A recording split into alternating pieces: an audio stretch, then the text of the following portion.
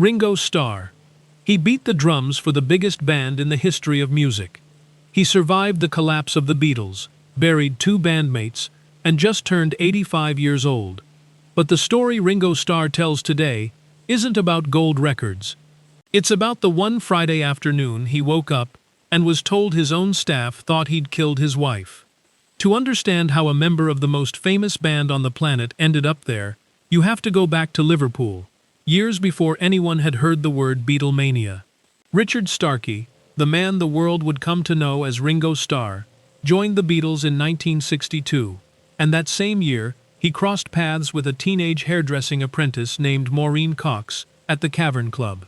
She was 16. He was on the edge of a fame neither of them could have imagined. Their relationship grew quickly inside that smoky, crowded little club, even as the band's rise started to put pressure on every part of Ringo's life.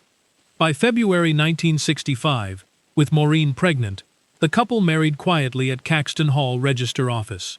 Beatles manager Brian Epstein reportedly wanted the marriage kept out of the headlines, worried it might damage the band's carefully managed image with fans. Life behind the scenes, though, was harder than the public ever saw. According to accounts from people close to the couple, Ringo struggled with real insecurity in those years. Not surprising, maybe, for the drummer standing next to two of the most celebrated songwriters of the century. That insecurity, combined with the crushing pace of fame, put a strain on the marriage almost from the start. Things got worse when the Beatles officially split in 1970. For Ringo, the breakup didn't just end a band. It pulled the floor out from under him. He leaned harder into drinking, and by his own later admission, entire years of that period are simply gone from his memory.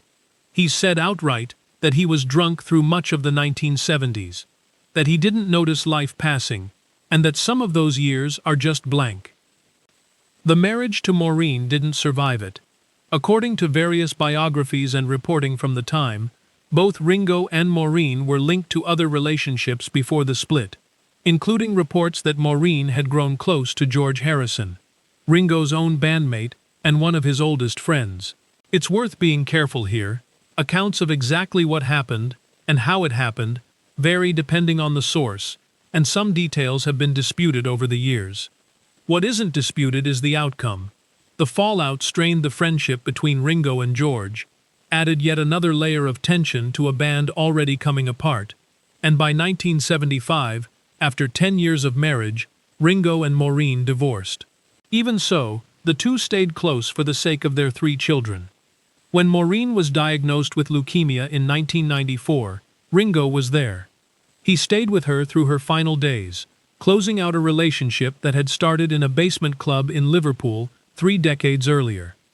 After the divorce, Ringo moved through the rest of the 1970s the way a lot of people do after something like that, restlessly, and not particularly carefully. Then, in 1980, everything changed on the set of a film called Caveman. His co-star was Barbara Bach, an American actress who'd just become internationally famous, playing Anya Amasova, the Bond girl opposite Roger Moore in The Spy Who Loved Me. The two fell for each other almost immediately. At the time, Ringo was actually engaged to another woman, model Nancy Lee Andrews, with wedding plans already underway. He broke off that engagement not long after meeting Barbara, a decision that reportedly led to a lawsuit from Andrews over the abrupt end of their relationship. Whatever the fallout, Ringo and Barbara moved forward together, and in April 1981 they were married in London. Paul McCartney and George Harrison both attended, a quiet but meaningful sign that whatever tension had existed between Ringo and George in the past hadn't stopped them from showing up for each other. But the marriage that began with so much public warmth quickly ran into trouble of its own, and this time it wasn't outside pressure. It was something the couple carried in themselves and then fed in each other. Both Ringo and Barbara were already dealing with their own struggles with alcohol and substance use, and instead of one partner pulling the other back from the edge, they ended up pulling each other further toward it. Their home became increasingly closed off from the outside world. Friends, family, even the press had a hard time reaching them.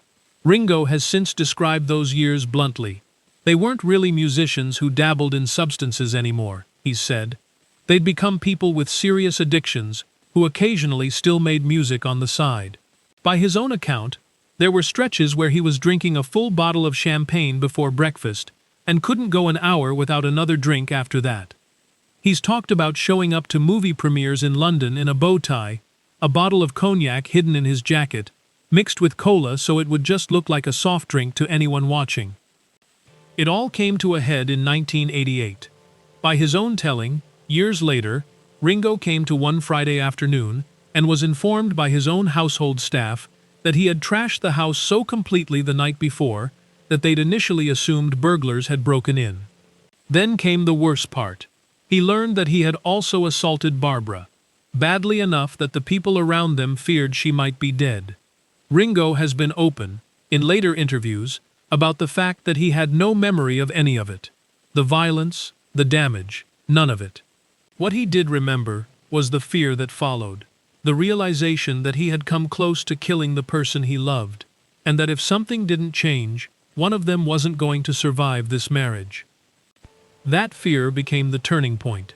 In October 1988, Ringo and Barbara quietly left London and flew to the United States, checking into a rehabilitation facility called Sierra Tucson in Tucson, Arizona.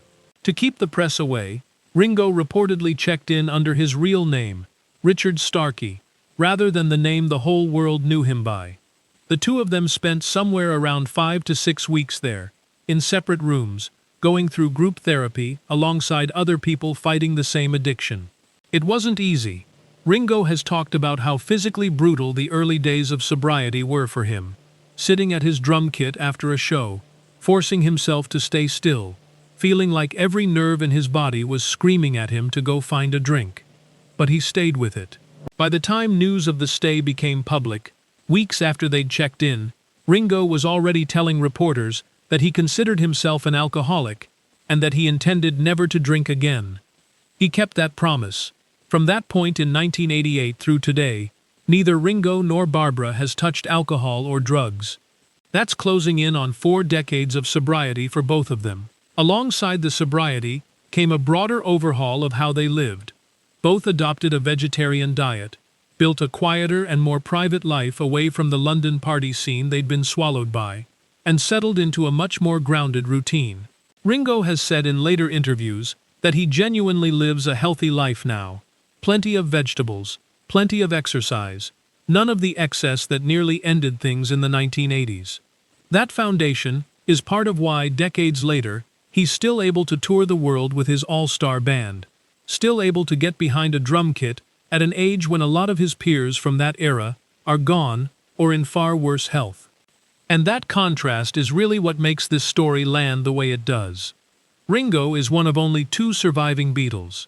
John Lennon was killed in 1980. George Harrison, the friend whose life intersected with his in so many complicated ways, died of cancer in 2001. Ringo has now lived to 85, knighted in 2018, still recording, still performing. And he's been candid, especially around his most recent birthdays, about crediting his sobriety, and Barbara, for the fact that he's here at all. Speaking at his own birthday celebration this year, he described his time in rehab plainly. He wasn't respecting himself or the people around him, he said, and it took hitting that bottom to change.